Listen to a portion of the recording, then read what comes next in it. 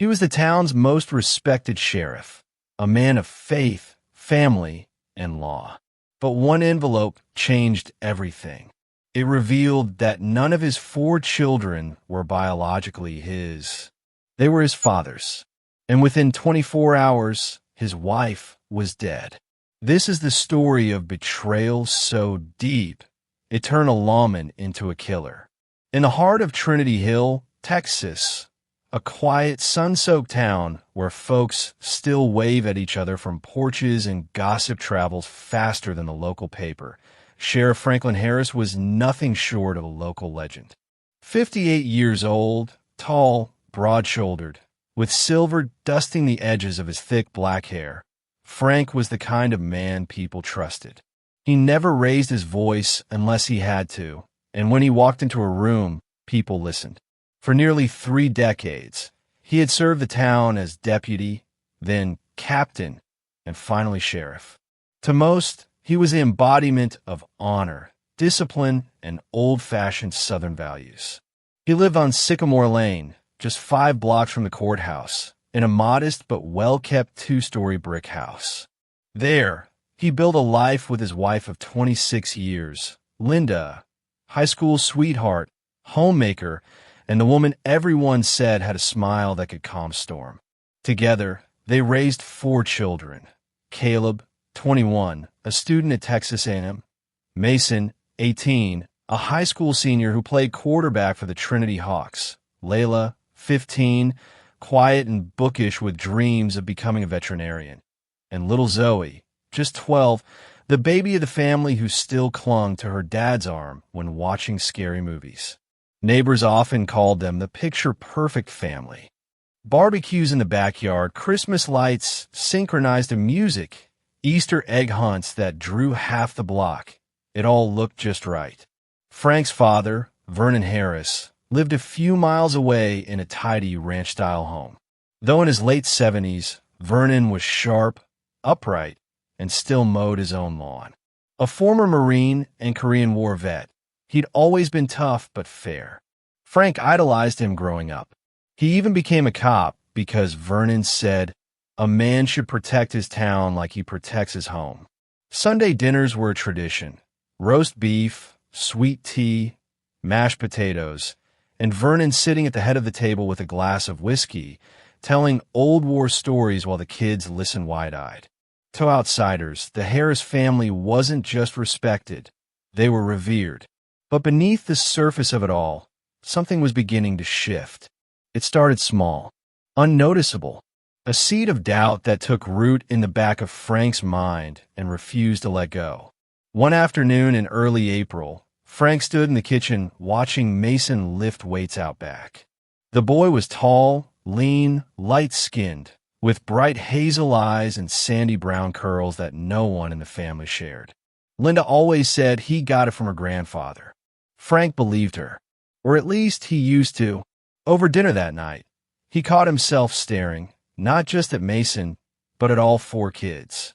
He tried to find pieces of himself in them. His nose, his smile, the deep voice that rumbled like thunder when he got angry. But he found none of it.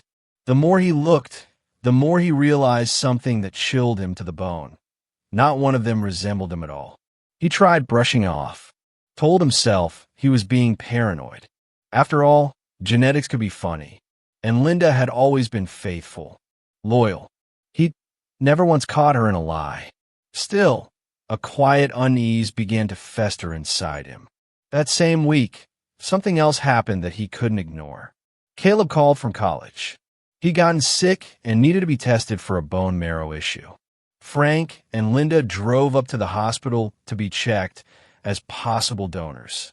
Routine stuff, the doctor said, but the attending nurse furrowed her brow as she looked over the charts. "That's odd," she muttered. "You're not a match, Mr. Harris. Not even close. Are you sure you're his biological father?" Frank laughed it off. "Positive. I was in the room when he was born." The nurse chuckled politely, but the look in her eyes stuck with him. It was a look that said something's not right. That night, as he drove home in silence with Linda humming softly beside him, Frank's mind was anything but calm. He didn't say a word, didn't ask questions. But deep down, he knew something was terribly, terribly wrong. And it was only the beginning. 2 weeks passed. The days in Trinity Hill remained quiet, just as they always had. But inside Frank Harris, the silence was deafening. It started with insomnia. Then came the headaches. At work, he caught himself zoning out during patrol briefings, missing key details during interviews. His deputies thought he was just tired, maybe dealing with stress at home. No one asked questions. Who would dare ask the sheriff if something was wrong? But something was wrong. Frank couldn't shake the feeling that he was being lied to, not by a suspect, not by a criminal, but by the people he loved most. And then it happened. Mason, his middle boy, was in a car accident. Nothing fatal, just a bad collision on Route 14. A drunk driver had run a red light and slammed into Mason's truck. The boy ended up with a broken leg and a gash across his temple that needed 12 stitches. At the hospital, as doctors ran tests to prep for minor surgery, Frank overheard another nurse whispering to a colleague, "His blood work doesn't match what we have on file from the birth record. Says his dad's O positive, but the kid's AB negative." Frank's body tensed. That couldn't be right. He pulled the doctor aside, calmly at first, and asked, "What does that mean? Is there some kind of mix-up?" The doctor glanced at the chart. "It's possible. Happens sometimes. But biologically speaking, sir, if you're truly O positive and the mother is A positive, as we have listed, there's no chance the child could be AB negative. It's genetically impossible." Frank's mouth went dry. He didn't say another word. He walked out of that hospital room, stood in the parking lot under the Texas sun, and stared into nothing for 15 straight minutes. His heart pounded like war drums in his chest. 1,000 thoughts crashed into each other. Maybe it was a mix-up. Maybe the records were wrong. Or maybe the unthinkable was true. He waited until Linda was asleep that night, and then he crept into the kids' rooms like a ghost. First Mason, then Layla, then Zoe. He took strands of hair from their brushes, pillowcases, jackets. From Caleb, he found an old toothbrush. Frank wasn't a fool. He'd handled evidence his entire career. He packed the samples in a clean Ziploc bags and sealed them with gloves on. The next morning, under the pretense of taking a personal day, he drove 2 hours out of town to a private DNA lab in Houston. He didn't want anyone local to know. The technician at the counter didn't recognize him, which was good. "I need a paternity test," Frank said, his voice flat. "For all 4 kids?" He hesitated. "Yes." The man nodded and told him results would be ready in 2 weeks. As Frank turned to leave, the technician added, "You'd be surprised how often this happens, sir. DNA doesn't lie." Back in Trinity Hill, everything seemed normal, at least on the outside. Linda baked lemon squares for the church fundraiser. Layla studied late for her science fair. Mason, on crutches, bragged about how all the girls were signing his cast. Zoe climbed into Frank's lap every evening to watch Wheel of Fortune. And still, he watched them all, like a man watching strangers through the window of his own house. Each smile from Linda felt suspicious. Each word felt rehearsed. His home, once a haven of comfort, now felt like a stage, and he couldn't tell who was acting and who wasn't. 14 days later, the call came. The receptionist at the lab said, "Your results are ready. Do you want them emailed or printed?" "Print them," Frank said. "I'll pick them up in person." He drove alone, hands shaking on the wheel. When he finally arrived, the technician handed him a white envelope with a single sheet of paper inside. No fancy language, no medical jargon, just one sentence. Probability of paternity, 0% for all 4 children. Frank stood frozen. He blinked, read it again, then flipped the paper over. Another line, handwritten in red ink at the bottom. All 4 children share the same biological father. His knees buckled. He had to sit down. His throat closed up like he was choking on air. But what came next was worse. At the bottom of the report was a unique ID code, a reference for cross-matched DNA profiles. It listed the father as specimen number 6124, and Frank knew that number. He recognized it. Years ago, as part of a genetic project for law enforcement lineage mapping, Frank had submitted his father Vernon's DNA to the state database. Number 6124 belonged to Vernon Harris, his own father, the same man he trusted, the same man who taught him to fish, to shave, to stand tall in uniform, the man who had sat at his table every Sunday, smiling at children who, Frank now knew, weren't his grandkids. They were his. Frank drove home with the envelope clutched so tightly his knuckles went white. And when he walked through the front door that night, the house was as warm and welcoming as ever. Linda turned from the sink and smiled. "You okay, honey? You look pale." Frank didn't answer. He just stared at her, not with anger, not even sadness, just disbelief, because he suddenly realized he didn't know this woman at all. Frank sat alone in the living room that night, the envelope resting untouched on his lap, like a loaded weapon he didn't know how to disarm. Outside, the Texas wind rattled the shutters. Inside, the clock ticked louder than it had any right to. Linda and the kids were upstairs, laughing about something on the television. It felt like they were living in a different world, one where nothing had changed. But for Frank, everything had. He unfolded the DNA results again, reading the sentence over and over. All four children share the same biological father, specimen number 6124. Vernon, his father. It didn't make sense. It couldn't. How? When? Frank's mind scrambled to put together a timeline, but the truth slithered through his thoughts like a snake. The kids had been born years apart. Caleb in 2004, Zoe in 2012. That meant years of betrayal, years of lies, years of what? Abuse? He stood, walked to the liquor cabinet, and poured a glass of bourbon, his father's drink of choice. The smell alone made his stomach turn. He stared at the glass, then downed it in one burning swallow. The next morning, Frank didn't go to work. Instead, he drove. Past the sheriff's office, past the diner, past the church. He ended up in a place he hadn't visited in months. The Pleasant Pines Veterans Home, a government-run facility just outside town where Vernon had moved after his hip replacement last year. The receptionist greeted him with a polite smile. "Sheriff Harris, what a surprise." Frank forced a nod. "Just here to see my dad.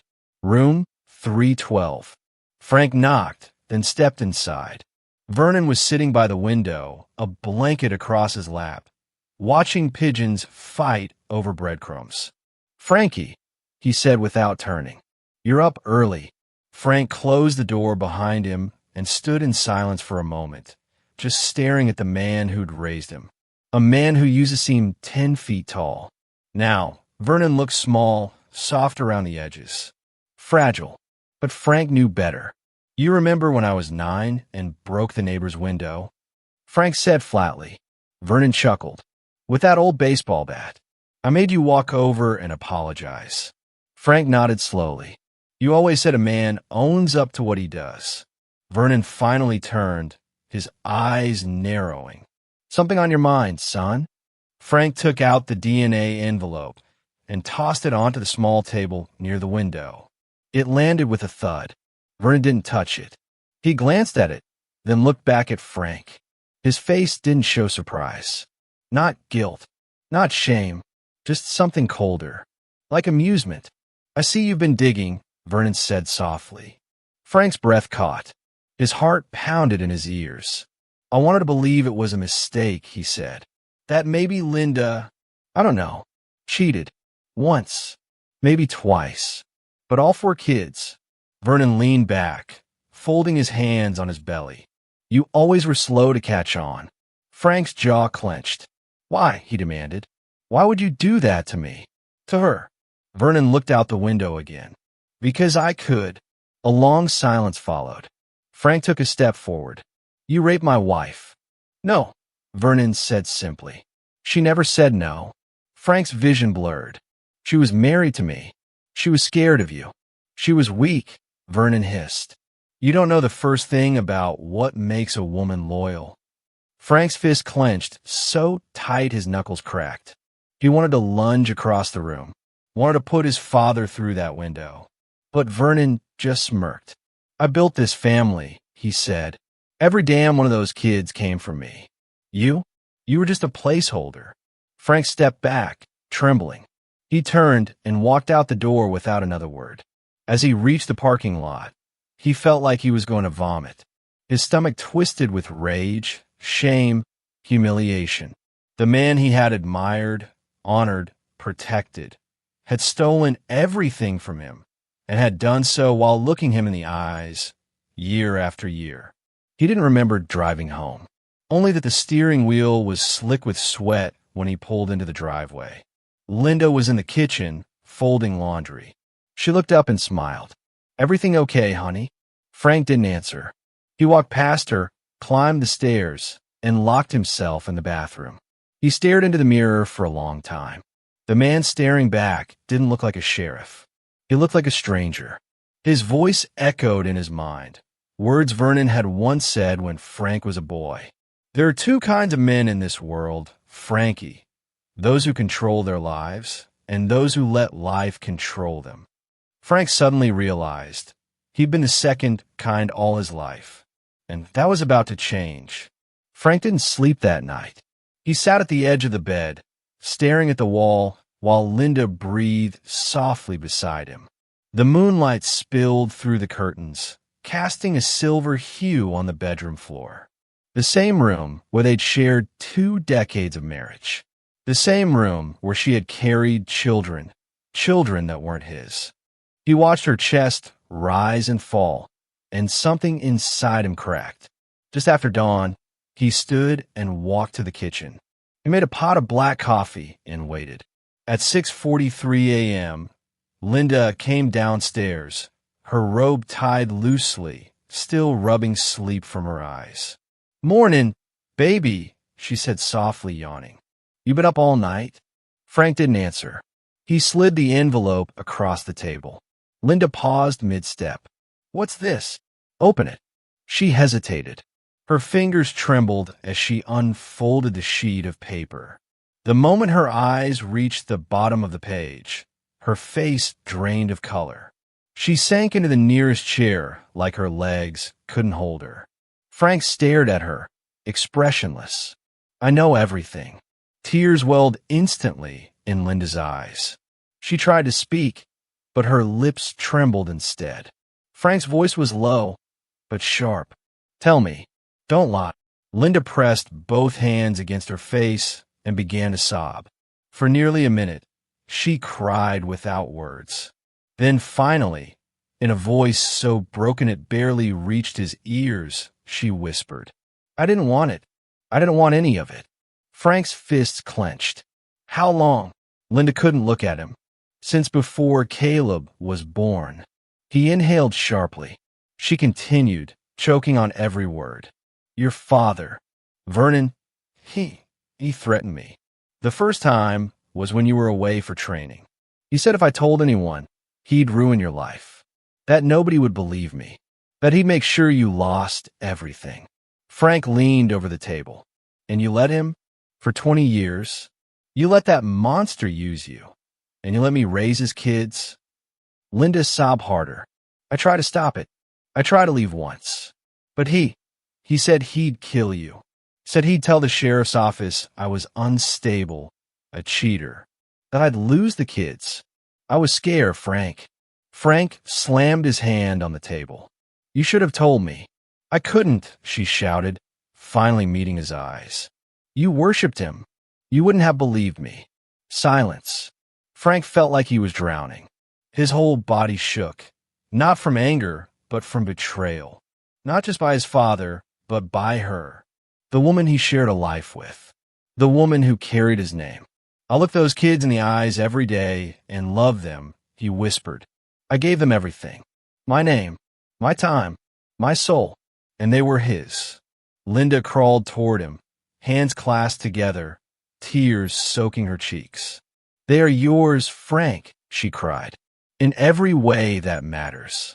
You raised them. They love you. They don't know anything else. Frank stepped back. I don't know who I am anymore, he said coldly. And I don't know who you are either. He walked out the front door without grabbing his keys, his badge, or his gun. Just stepped in the morning sun and kept walking. For the next 2 days, Frank disappeared from his routine. He didn't go into work. Ignored every call. Ate almost nothing. He wandered aimlessly through side roads, backwoods, and empty fields outside Trinity Hill. He slept one night in his truck off a dirt trail. The second night, he sat by the lake, the one he used to fish at with Vernon when he was a boy. He thought about putting a bullet in his head. Thought about putting one in Vernon's instead. Or Linda's.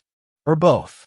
He kept seeing the faces of his children, laughing, playing, hugging him. And now he couldn't tell whether those memories were real or just some sick illusion. On the morning of the third day, he drove back into town. The sun was rising, birds were singing, and the Harris house looked exactly the same. But something inside Frank was different now. He had made up his mind. That afternoon, Frank quietly retrieved his service weapon from the safe. He cleaned it meticulously, as he'd done 1,000 times before. He loaded it with 4 bullets, one for each lie. He then sat at the dining room table and wrote a letter, short, neat, to the point. To my kids, you are the light of my life. I don't know what the truth means for you or for me, but I love you. I always have. I'm sorry. Dad. He folded the letter and placed it in an envelope labeled, "Read this when you're older." Then he tucked it inside the family Bible on the bookshelf. He looked around the house once more. The smell of fresh-baked cookies still lingered. Linda's humming came from upstairs. She had no idea what was coming, and that, to Frank, felt strangely appropriate. That evening, dinner smelled like rosemary chicken and baked potatoes. The table was set with folded napkins, the good silverware, and candles. Linda's way of pretending everything was still normal. Frank watched her from across the table, his face blank. She poured him iced tea and offered a faint, hopeful smile. The kids will be home from the mall in about an hour, she said. Thought we'd have a little quiet before the chaos returns. Frank said nothing.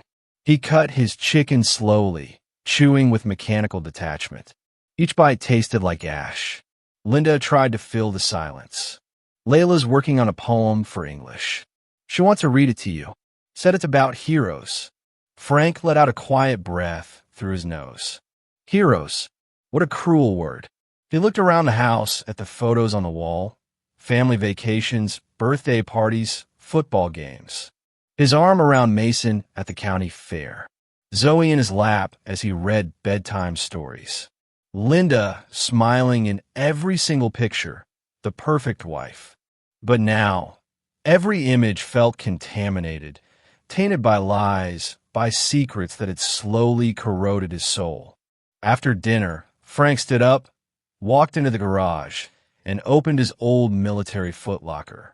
Inside, medals, uniforms, a journal from his days in Iraq, and a .357 revolver he kept for emergencies.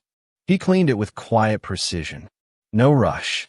He opened a small wooden box and pulled out 4 bullets. He loaded them one by one. The click of the cylinder turning echoed through the silence like a metronome of fate. Frank didn't believe in premeditation. This wasn't about planning. This was about control. For the first time in weeks, he felt something close to peace. The next morning, he woke before dawn. He showered, shaved, and put on the dark blue button-up shirt he wore for funerals. He tucked the revolver into his waistband, behind his back, then sat at the kitchen table and waited. At 7:12 a.m., Linda walked in, wearing her pale yellow robe. Her hair was pulled back, face still soft from sleep. Frank gestured toward the chair across from him. Sit down. Linda hesitated. What's going on? I need you to look me in the eye, Frank said. His voice was calm. Too calm. Linda sat, cautiously. Frank took out the folded DNA report and placed it on the table once more. Read it again. Linda glanced at it, swallowing hard. Frank, I already. Read it. Out loud.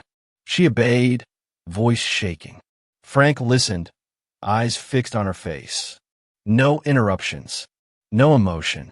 When she finished, he leaned in slightly. Do you understand what this means? Linda nodded, tears already brimming. It means, he continued, that you gave me a life that was never mine. A home built on ashes. And 4 children that carry my father's blood, not mine. Linda opened her mouth, but Frank raised a hand. Don't speak. Not yet. He reached into his shirt pocket and pulled out a photo, an old Polaroid from their honeymoon. Linda on the beach, smiling, radiant, untouched by time or guilt. I look at this, and I don't see the woman sitting across from me now, he said. I don't know who that woman became, or what you let happen to her. Linda finally whispered, I didn't let it happen, Frank. I survived it. That made him pause. He stared at her. Then why didn't you let me help you? I thought protecting you meant staying silent, she choked out. He controlled everything. My mind, my fear, my body. You don't know what that kind of power feels like until you live with it. Frank leaned back slowly. He believed her. And yet, it didn't matter. Because now the damage was done. There was no repair. No justice. No retribution. Only one thing left. He stood up calmly. Linda's eyes widened. Frank, what are you doing? He reached behind his back, and for a moment, her breath caught, thinking he might hurt himself. But when a revolver cleared his waistband and aimed at her, she gasped. Please, she whispered, raising her hands. Don't do this. Frank's hands were steady. His voice, even colder than before. I'm not doing this out of rage. I'm doing it because I can't live in this lie any longer. And neither can you. Tears streamed down her face. Frank, the kids. They'll survive, he cut in. They'll mourn. They'll ask questions. But someday they'll understand. Linda sobbed. Don't let him win. Frank's finger rested on the trigger. He already has. Then, for deafening shots. One to the heart. One to the stomach. One to the shoulder. One to the face. Linda collapsed onto the floor, her blood pooling beneath her like spilled wine. Frank stood over her for a long moment, chest rising and falling, the barrel of the revolver still smoking. Then he walked over to the phone, dialed 911, and in a voice as calm as a man reporting a lost dog said, This is Sheriff Frank Harris. I just shot my wife. Please send someone to 308 Sycamore Lane. And then he hung up. He placed the revolver on the counter, sat back down at the table, folded his hands, and waited for the law to arrive. When officers arrived at 308 Sycamore Lane, they found the front door unlocked and the sheriff sitting calmly at the kitchen table, hands folded like a man waiting for breakfast. Blood was everywhere. On the floor, on the cabinet doors, on Linda's robe, now stained deep crimson. Her body lay twisted at the base of the kitchen island, eyes open, unmoving. Detective Carla Jennings, Frank's longtime colleague, was the first to step in. She paused at the threshold, stunned. Frank, what the hell happened? Frank turned to her slowly. His face wasn't angry, wasn't wild. It was empty. I killed her, he said. 4 shots. 1 for each child. The news hit Trinity Hill like a thunderclap. By noon, every local channel was broadcasting the same footage. A respected sheriff, hands cuffed behind his back, being escorted from his own home. His uniform shirt was blood-spattered, his wedding ring still on. Reporters swarmed the courthouse lawn. People cried in church parking lots. For some, Frank Harris had been more than just a lawman. He was a father figure, a symbol of order. Now he was a killer, and no one knew why. At least, not yet. During interrogation, Frank refused a lawyer. Detective Jennings, visibly shaken, recorded the session herself. Frank recounted everything in harrowing detail. The DNA tests, the confirmation that none of the children were biologically his, the identification of Vernon Harris as the father, and Linda's tearful confession of decades-long abuse. He spoke without anger, without tears, without hesitation. "She let it happen," he said quietly. "She let him win." Jennings tried to push. "Frank, that's not how abuse works. You know that. You've arrested men for domestic violence. You've protected women like Linda." Frank looked at her with hollow eyes. "And I failed to protect my own." When she asked why he didn't kill Vernon instead, Frank's answer was chilling in its clarity. "Because Vernon's already dead inside, and Linda gave him everything I never could." Jennings sat back, the silence in the room louder than any words.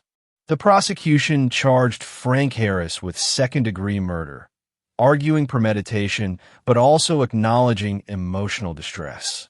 The community was split. Some demanded justice for Linda, a woman failed by both her husband and the system. Others mourned the fall of a man they believed was a hero, broken by unspeakable betrayal. But when the DNA evidence was entered into the court record, and Linda's signed statement, written 2 days before her death, was discovered hidden inside her bedside Bible, everything changed. In the letter, Linda admitted the abuse, described the manipulation, the threats, the silence she endured. But most heartbreaking of all was the final paragraph. "Frank, if you're reading this, I'm sorry. I should have told you years ago. I should have trusted you to save me. I was just too afraid. Of your father. Of losing everything. Of losing you. Please forgive me. Please remember I loved you." The courtroom sat in stunned silence as the letter was read aloud. Even the jury members looked visibly shaken. Frank sat motionless throughout. When asked if he had anything to say before sentencing, he stood and looked directly at the judge. "I don't ask for forgiveness. I ask for understanding. I don't expect to walk free. I just want people to know I didn't kill her out of hate. I killed her because the pain finally crushed what little was left of me." The judge, after a long pause, delivered the sentence. 25 years to life, with the possibility of parole after 15 years. A sentence that satisfied no one, but perhaps hurt everyone equally. The children were not present at the trial. They had been taken into the care of extended family out of state. All 4 underwent counseling. According to therapists, the younger 2 couldn't process the truth. Zoe believed her father was framed. Layla refused to speak for weeks. Mason drank. Caleb vanished from college and cut contact with everyone. The family was shattered. And Vernon? He passed away 3 months later in his sleep. Peacefully. No pain. No consequences. Just gone. Some in town said he got away with murder in his own way. Others said justice had been served the moment Linda's blood touched the floor. No one really knew for sure. But the one man who did know, the one who had lived it all, lost it all, was locked away in a concrete cell, watching dust swirl in the light from a barred window, wondering every day, did I do the right thing? Or did I just finish what he started? Frank Harris was processed into the Texas Department of Criminal Justice on a rainy Monday morning, under heavy media scrutiny. The mugshot of the once revered sheriff made national headlines. In the photo, he looked older than his 58 years. Eyes sunken, hair disheveled, shoulders heavy with shame. Not from the crime, but from the weight of truth finally exposed to the world.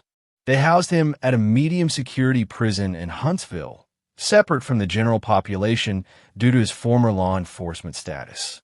His cell was small, concrete gray, with one narrow window barely wide enough for sunlight.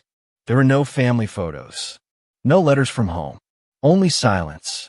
For the first 6 months, Frank refused all interviews. He turned down visits from local reporters and declined any psychological counseling. He spent his days reading old military histories, writing in a spiral-bound notebook, and staring at the wall. The prison chaplain, Reverend Moore, eventually earned Frank's trust after showing up every week with nothing more than a thermos of coffee and a soft voice. "You were a man of law," Moore once said, "but you were also a son, a husband, a father. Somewhere in between all of that, you got lost." Frank stared into his cup. "I didn't get lost. I got betrayed." "Maybe," the chaplain nodded, "but you still chose the ending." Frank looked up. "What would you have done?" Moore paused. "I don't know, but I like to think I would have loved enough to walk away." Frank didn't answer. Outside the prison walls, Trinity Hill struggled to heal. The sheriff's office swore in a new interim leader, Deputy Carla Jennings, the same woman who had arrested Frank. She kept her head down and her heart guarded. "Some wounds," she told a reporter, "aren't meant to be closed, just carried." The Harris home was sold within a year. Most of the town avoided the block entirely, like something cursed lingered in the bricks. Church ladies whispered about Linda in hushed tones. Some called her a victim. Others said she deserved it. The truth was complicated, and in a town like Trinity Hill, complicated didn't sell well over Sunday coffee. But the real tragedy unfolded far from town, within the 4 children left behind. Caleb, the oldest, changed his last name within months of the verdict. He left school, moved to Denver, and cut ties with every family member. When a journalist tracked him down for comment, he answered only once. "The man I called Dad isn't dead. He just never existed." Mason spiraled. He started drinking heavily, got arrested twice for bar fights, and once told a cellmate, "I was born of evil. There's nothing good in me." Layla withdrew into herself. She was hospitalized after a panic attack triggered by a school project on family heritage. She later told her therapist she felt like a lie walking around in somebody else's skin. Zoe, the youngest, barely spoke for a year. In therapy, she clung to the idea that it was all a mistake, that daddy had been tricked, that mommy wasn't really gone. Her foster parents said she still set a plate for her mother at dinner every Sunday. Meanwhile, inside Huntsville, Frank continued writing in his notebook. A memoir of sorts, not to publish, not for redemption, just a record. Each entry began the same way. "Today I woke up in a body I no longer recognize." On his 60th birthday, he received a single postcard. No return address, no message, just a photo of a tree house he had built for the kids years ago.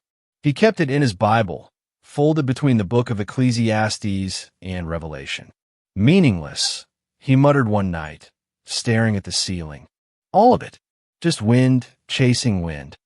2 years after the sentencing, a young documentary filmmaker from Austin requested an interview. Frank refused.